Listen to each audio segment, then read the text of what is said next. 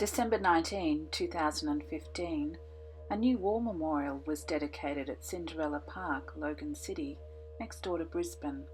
It honours the service of Aboriginal and Torres Strait Islander light horsemen. Indigenous horsemen served in the Boer Wars and First and Second World Wars.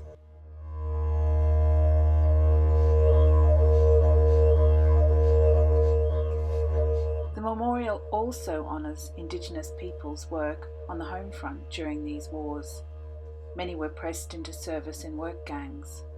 Many helped keep Australia fed.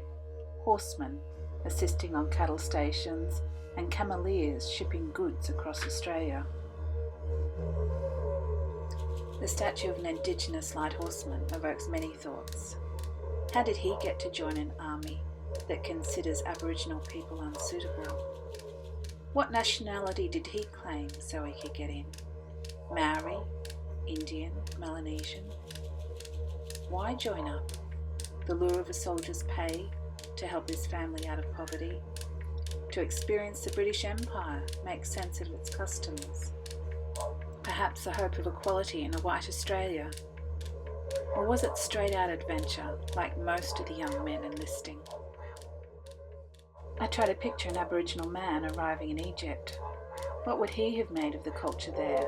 The pyramids, the mysterious Sphinx, the Egyptians themselves, another black race under British rule.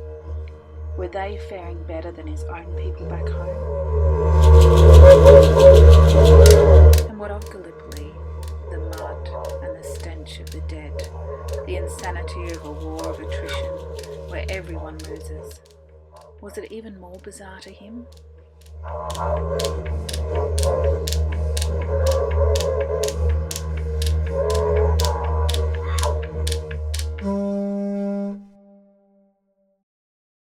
Then relief, returning to Egypt, horseback patrols of the Sinai deserts, freedom after the trenches.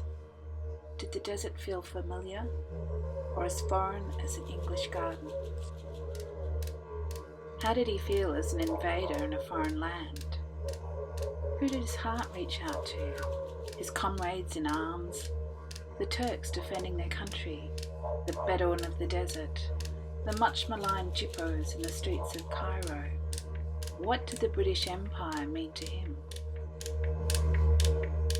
And what of his family waiting at home, outside of society, disconnected? Were they reachable by mail? Could they even read if a letter got through?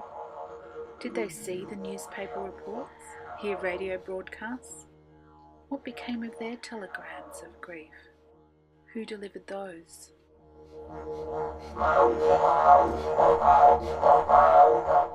And if he made it home, what then?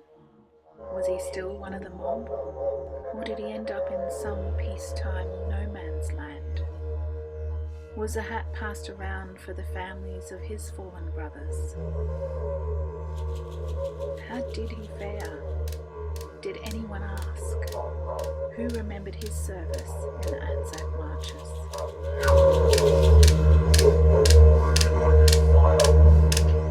This man of Australia's first people astride his horse, proud custodian of this land. Do we dare consider our great wars through the eyes of a people with no need for armies? What might we see?